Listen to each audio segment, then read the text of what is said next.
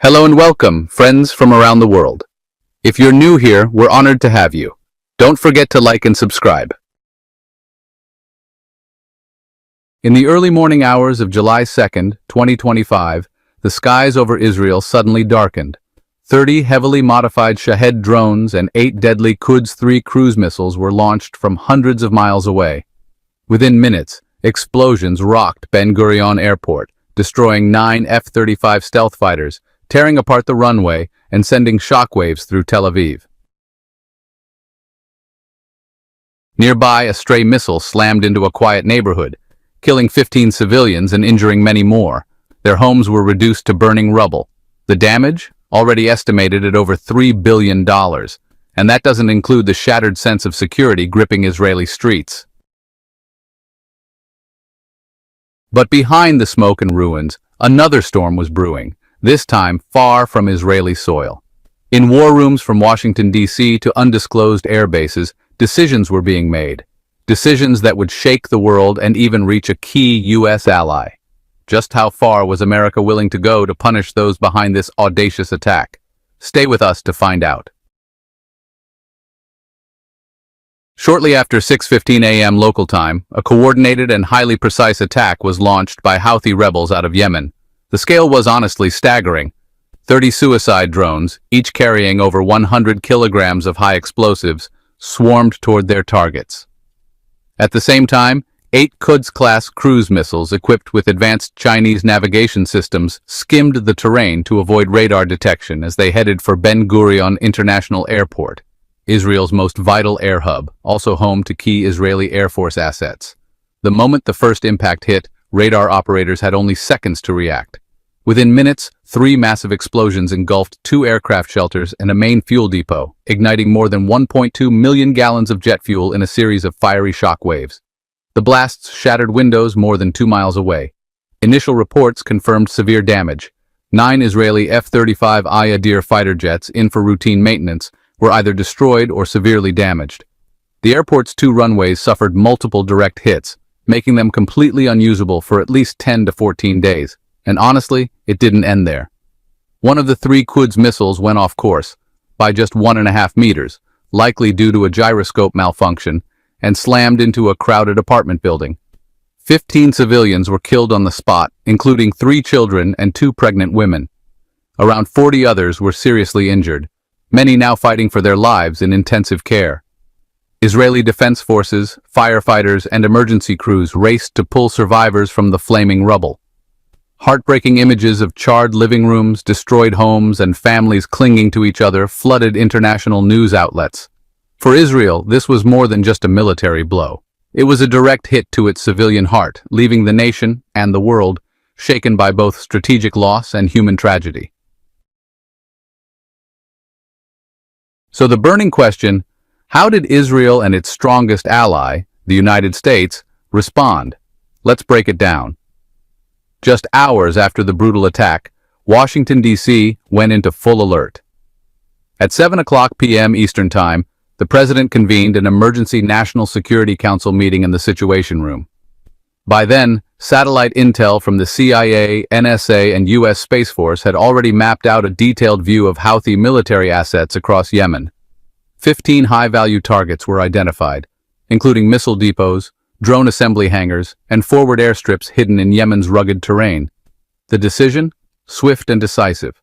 America would not stand by while its closest Middle Eastern ally was being attacked by militants using foreign-supplied weapons. The president authorized a massive retaliatory operation, overseen directly by the chairman of the Joint Chiefs of Staff.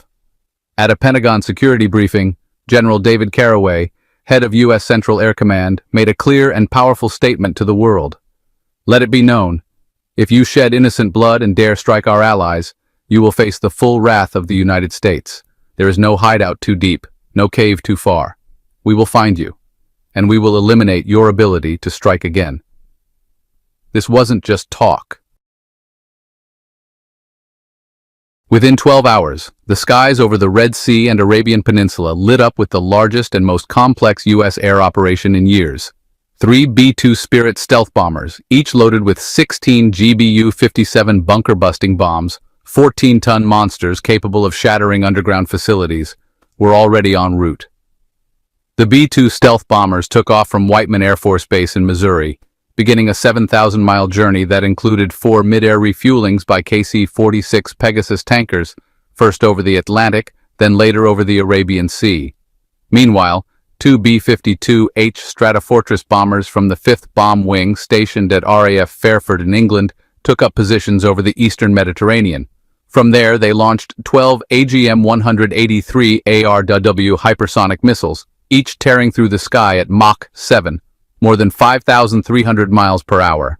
Their onboard computers were pre-programmed to navigate around known radar networks. Supporting them were 8 FA-18 Super Hornets, accompanied by EA-18G Growlers, which systematically jammed and disabled air defense systems, clearing a direct path to the targets. By 2:50 a.m. Yemen time on July 3rd, the entire strike operation was fully underway in the skies.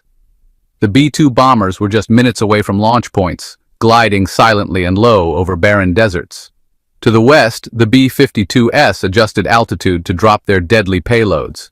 The Super Hornets held tight combat air patrol formations, while the Growlers flooded the electromagnetic spectrum, turning Houthi radar screens into meaningless static. In CENTCOM headquarters in Tampa, massive screens tracked hundreds of moving data points, fuel levels, encrypted comms, final weather deviations. The tension was honestly thick. Years of planning and coordination had led to these final moments. Then came the final green light through secure channels. Weapons hot, cleared to proceed. Good luck. The strike packages accelerated toward their targets, already laser-locked by high-altitude stealth drones and satellite guidance. No one could yet know the full scope of what was coming. But within moments, Yemen's night sky would ignite, and the world would witness what happens when America's closest ally is struck, and Washington decides it's time to respond. At 3:22 a.m. local time, the first wave of hypersonic strikes hit. The 12 ARW missiles, launched hours earlier by B-52S over the Mediterranean, struck their targets at Mach 7 nearly vertically in their final dive, smashing into hardened missile bunkers near Sada with unstoppable kinetic force. The sheer impact generated localized shock waves on par with tactical nukes but without radiation. Almost simultaneously, the 3 B-2 Spirits, guided with near-perfect satellite precision linked to 16 secure data streams from a Navy P-8 Poseidon patrol aircraft, entered Yemeni airspace at just 400 feet altitude. They released 48 massive GBU-57 bunker-busting bombs, each weighing 30,000 pounds, built to tunnel through hundreds of feet of rock and reinforced steel. The result? Catastrophic. Live infrared satellite feeds showed thermal plumes so intense they maxed out satellite heat sensors. Entire underground tunnel networks, long thought to be safe havens for Houthi leadership and stockpiles, collapsed into themselves, sending pillars of dust and fire hundreds of feet into the air. Overhead, 8 FA-18 Super Hornets from the USS Gerald R. Ford, now repositioned in the Red Sea, held defensive combat air patrols. Their role intercept any last-ditch aerial threats. Meanwhile, EA-18G Growlers saturated the region with targeted jamming, disabling radar and scrambling missile guidance systems. Not a single American aircraft came under missile lock. To the west, a pair of MQ-20 Avengers, advanced stealth drones, circled silently, painting final target coordinates with laser precision in real time. This allowed the B-2S to adjust bomb paths within seconds of release, ensuring each strike hit exactly where engineers calculated it would do maximum damage. The consequences were devastating. At least 6 Houthi long-range missile bunkers were completely destroyed, their roofs collapsed like tin. 3 forward drone airstrips, previously used to launch Shahed drones that terrorized Israeli skies, were reduced to craters and burned-out drone wreckage. 4 major fuel and ammo depots, storing 8 million gallons of diesel and jet fuel, erupted in massive chain reaction explosions that roared through the desert for hours. Satellite images from that morning revealed a transformed landscape, long blackened scars across Yemen's plains and towering smoke columns drifting westward under the rising sun.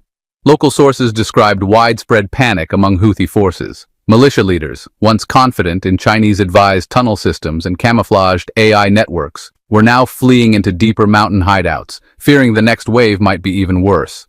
For the U.S., this was a textbook display of multi-layered, synchronized power hypersonic speed to smash hardened targets, stealth bombers to penetrate and collapse deep bunkers, electronic warfare to blind defenses, drones to paint targets with surgical accuracy. It was also a message, loud and clear, sent through fire, steel, and shockwaves across a brutal battlefield. Attack America's allies, and the price will be more than you can bear. As the sun rose over northern Yemen, black smoke still billowed thousands of feet high. What had been bustling missile depots, drone hangars, and forward runways just 24 hours earlier was now scorched earth and mangled debris. This operation wasn't just retaliation, it was a reaffirmation of a core American principle, one that has defined U.S. power for generations. No one attacks a U.S. ally, sheds innocent blood, and gets away with it.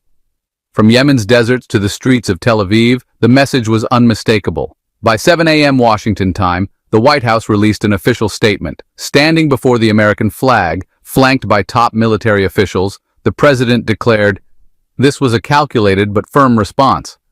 There's no room for doubt. America stands with Israel. Any power that dares attack our friends must account for the full weight of our arsenal, and know that we will respond swiftly and decisively." Behind the scenes, the Pentagon moved just as forcefully to deter escalation. USS Gerald R. Ford and USS Dwight D. Eisenhower repositioned to strategic points in the Red Sea and Eastern Mediterranean, bringing nearly 160 fighter jets and layered missile defense systems capable of intercepting anything from drones to medium-range ballistic missiles. Additional THAAD and Patriot batteries were rushed to Israel within 48 hours, reinforcing the Iron Dome and David Sling systems, building a near-impenetrable shield against further threats from Houthis or Iran. Global reactions were swift. Allies from NATO to Australia voiced strong support. Many praised the restraint shown by the U.S. in targeting only military infrastructure, despite the heavy emotional toll of civilian casualties in Israel. Meanwhile, in Tehran and inside Hezbollah's inner circle, intercepted intelligence showed hesitation. Regional actors were now reassessing the cost of crossing Washington's red lines. Back home, many ordinary Americans watching the news felt a grim sense of justice. The collapsed bunkers, burning fuel tanks, and surgical precision were powerful reminders that while the U.S. may not seek war, it will never hesitate to protect its people and those it swore to defend. That night in Israel, families gathered at candlelight vigils for the 15 civilians lost to the rogue missile. They hugged one another beneath skies patrolled by Patriot systems, while THAAD launchers stood ready, and U.S. warships sailed silently offshore, guardians in the night. In living rooms across America, veterans from Korea, Vietnam, the Gulf, Iraq, and Afghanistan nodded silently. They knew from experience, sometimes the only way to keep peace is to strike hard enough that no one questions your resolve. And so, on the scorched soil of Yemen, a blood-stained warning was written, loud and unforgettable. A warning every hostile regime and terror proxy has now taken seriously. When America's allies call, America answers. Not with empty words, but with the roar of bomb bays and a vow that echoes through history. Never again. Not on our watch. In the end, the lesson was clear, etched into the ruined runways of Ben Gurion, embedded in the collapsed bunkers of Yemen, and carried on the faces of families mourning their dead. America didn't just strike back, it honored a promise paid for by decades of sacrifice. Strike our allies, and you will face a swift, precise, and overwhelming response. As the dust settles, one truth towers above the horizon: strength deters chaos. Without it, tyrants and terror would dance freely, leaving shattered lives behind. For now, thanks to American resolve, those ambitions lie buried under twisted steel and scorched earth. But the world remains unpredictable. New threats will rise, old hatreds will burn again, and soon enough, tough choices will be asked of us again. Until then, let these days be a stark reminder: our vigilance is never optional, and our unity is our greatest shield. If you found this story powerful, consider subscribing to news, like, comment, and stay tuned for updates.